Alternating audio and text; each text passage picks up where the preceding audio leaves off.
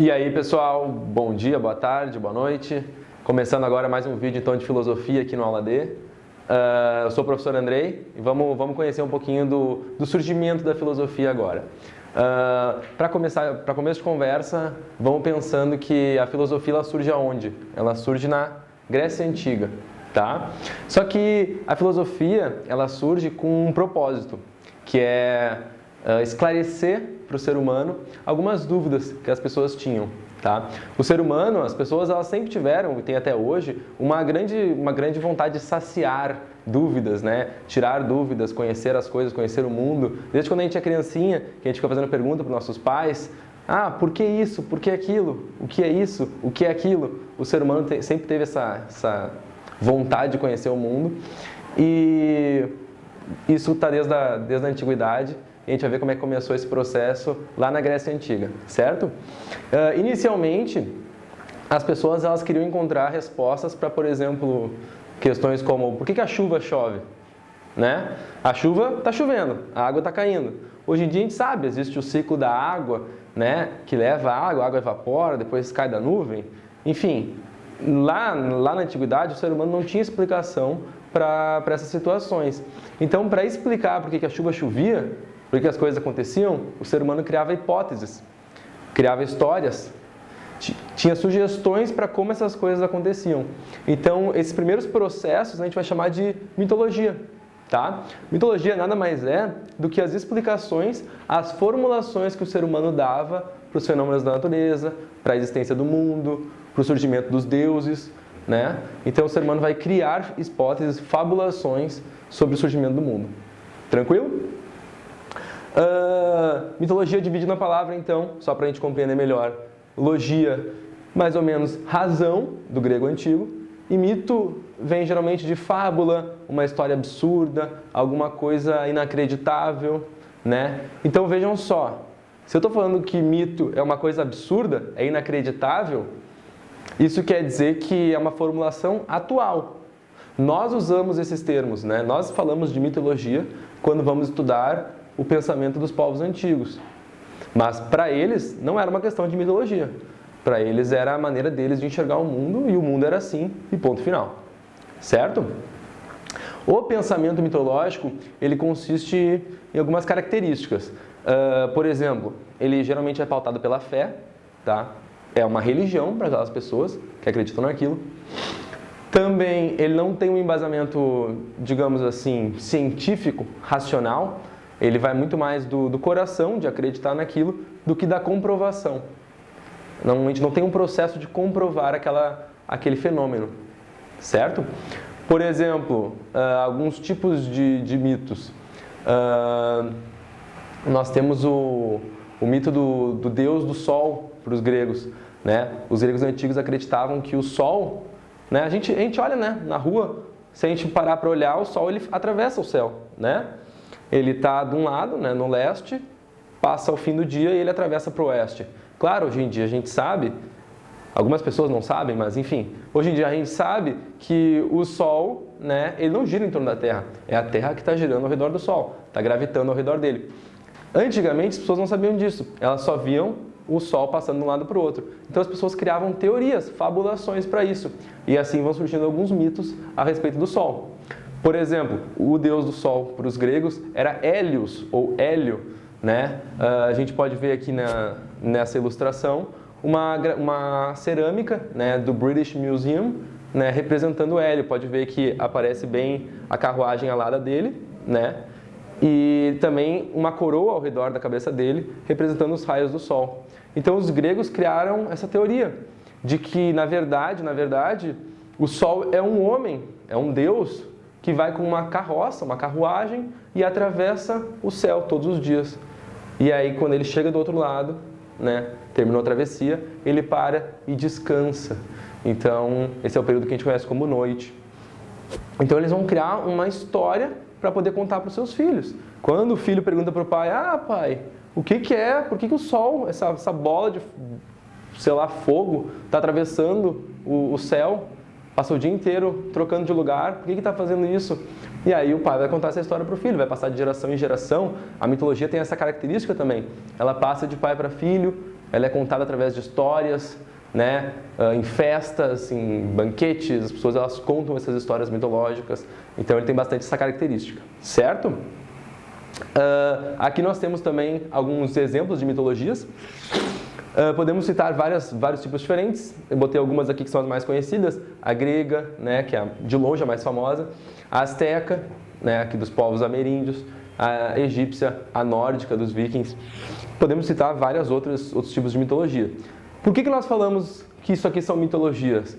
Porque hoje em dia as pessoas não acreditam mais em nenhuma delas. Não existe alguém que acredita hoje, quer dizer, até pode existir, mas né, uma pessoa meio perdida, que acredita, por exemplo, que existe um deus do sol que atravessa de um lado para o outro o planeta com sua carroça alada, né? Então, a gente acredita que isso já se perdeu, não é um pensamento mais atual. Então, como ninguém acredita mais nisso, a gente pode afirmar que é uma ideia falsa, uma ideia absurda, é um mito, certo? É uma fábula.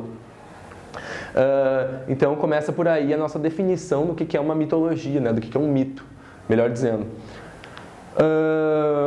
Até podemos afirmar que algumas religiões, a gente pode pensar que uma religião pode ser uma mitologia, né? Só que para aquela pessoa, para a pessoa que acredita na religião, não é uma mitologia, é a verdade, é como as coisas realmente são.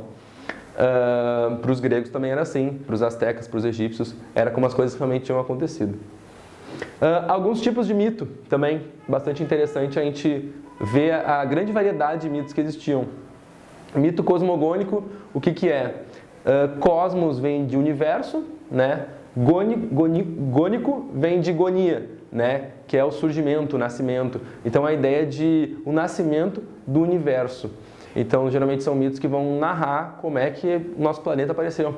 Quem é que fez o planeta Terra, né? Foi um deus, foram vários, foi o Big Bang, né? Hoje em dia a gente tem a teoria do Big Bang, aí não é um mito, né? É uma teoria embasada em dados científicos, né? Pesquisas. Mitologia não, ela vai da fé, certo? Um exemplo pode ser dos vikings, eles tinham a teoria de que a Terra, o mundo, tinha surgido de um bloco de gelo que uma vaca começou a lamber. Aí tinha uma vaca que ela lambeu um bloco de gelo até o bloco de gelo derreter e virar o planeta Terra.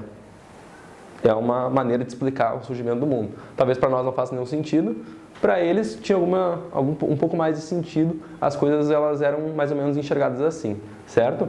Só para dar um exemplo. Então, mitos cosmogônicos, surgimento do mundo. O mito escatológico é justamente o contrário, é como é que o mundo vai se encerrar, né? Então eles são mitos projetando um futuro, dizendo como é que vai ser o fim do mundo. Por exemplo, também na mitologia nórdica tem o Ragnarok, que é a batalha final entre deuses e a colisão do mundo, e o mundo vai acabar. Nós temos em várias religiões diferentes tipos de mitos escatológicos, a gente também pode chamar de apocalípticos, né? A ideia do apocalipse, de que o mundo vai acabar. Então, ou a raça humana vai acabar, a humanidade vai acabar, também se enquadra aqui. Mitos teogônicos, a gente já viu que gonia significa surgimento, nascimento. Então, o mito teogônico vai ser aquele que vai explicar o surgimento de Tel, de Deus, certo? Então, como é que os deuses surgiram, como é que os deuses nasceram, né? Como é que são as famílias dos deuses, qual foi a relação que um deus teve com uma deusa para gerar um filho, um outro deus. Essas explicações vão estar na teogonia. E o mito épico é uma narrativa de algum herói, alguma pessoa, algum deus, algum semideus, alguém numa narrativa, às vezes com uma lição de moral por trás, contando a trajetória de alguém que geralmente vai nos passar uma moral, alguma lembrança, alguma coisa naquele momento, certo? Um bom exemplo de mito épico é na narrativa do Hércules, né, que é bastante conhecido para nós. Tem até aquele documentário bastante famoso, né? Temos aqui o pôster do documentário da Disney, que narra bastante essa história, né, do Sócrates. Do Hércules, desculpa. Continuando aqui, e aí onde é que entra o pensamento filosófico nessa história? O pensamento filosófico ele vai ser uma contraposição ao pensamento mitológico. Se antigamente, né, as pessoas elas criavam essas fábulas, essas histórias para explicar o surgimento do mundo, O pensamento filosófico vai tentar responder essas mesmas questões, o surgimento do mundo, só que ele vai tentar fazer isso de uma maneira um pouquinho diferente, através de um embasamento mais racional, mais científico, diferente do pensamento mitológico. Então, os primeiros filósofos vão tentar explicar como é que o mundo surgiu, como é que o ser humano surgiu, como é que as coisas existem, como é que é a realidade, mas vão tentar explicar isso de uma maneira um pouquinho diferente, tentando criar teorias que façam mais sentido, tentando enxergar de uma maneira prática nas coisas, né, o que realmente pode ter feito surgir o universo, e não simplesmente criar uma fábula ou acreditar numa história que foi passada de geração para geração. Eles vão ser pessoas mais, digamos assim, questionadoras, certo? Outra reflexão importante que a gente pode fazer sobre o pensamento mitológico é que, apesar da gente estar falando dele lá no passado, como algo que já foi faz muito tempo e que não existe mais, o pensamento mitológico ele ainda está presente, né? Ainda está presente no nosso dia. Por exemplo, se a gente for pegar narrativas épicas, né? Como eu falei, a do Hércules. Hoje em dia nós temos várias narrativas épicas que têm a ver com esse pensamento mitológico. Narrativa de, por exemplo, um super-herói, né? O super-herói é o Batman, o super-homem, a construção de um super-herói, o modo como ele vai vencendo na vida, vai superando os obstáculos e vai vencer um inimigo que é o mal. Tudo isso conta uma história de uma maneira, de certa maneira, é uma história épica, né? Também tem a ver com esse pensamento mitológico, a gente está ali imaginando, fabulando sobre aquele herói. Os outros tipos também, né? Mitos cosmogônicos, escatológicos, teogônicos, a gente também, de alguma maneira, acaba utilizando essas mitologias no nosso dia a dia, né? Não tanto a mitologia, mas mais o pensamento mitológico, né? Essa maneira de enxergar o mundo, de imaginar as coisas, ela faz parte do nosso dia a dia. Talvez mais das crianças do que dos adultos, talvez nós temos hoje um conhecimento científico mais sólido, né? Através do pensamento filosófico, mas a gente também precisa, às vezes, dessa imaginação, desse pensamento mitológico. Mesmo sem perceber, a gente acaba, assim, fabulando, criando essas teorias meio malucas. Faz parte da nossa vida, até deixa a vida mais interessante, como a gente viu no caso dos super-heróis, né? Que chato seria se não tivesse esses super-heróis para nos entreter, certo? Então é mais ou menos isso, como é que surge esse pensamento mitológico, né? Essa necessidade do ser humano de explicar as coisas, explicar o universo, e o pensamento filosófico que vai começar a surgir então na Grécia Antiga, questionando isso, né? Trazendo uma nova maneira de enxergar o mundo, né? Através da filosofia. Então, aí chegamos na filosofia, transição da mitologia para a filosofia. Vemos isso melhor em outro vídeo. Por hoje é só, pessoal. Espero que vocês tenham gostado. Não se esqueçam de curtir o vídeo, compartilhar, mandar no grupo da família do WhatsApp, mandar para os amiguinhos e se inscrever no canal. Feito? Até a próxima!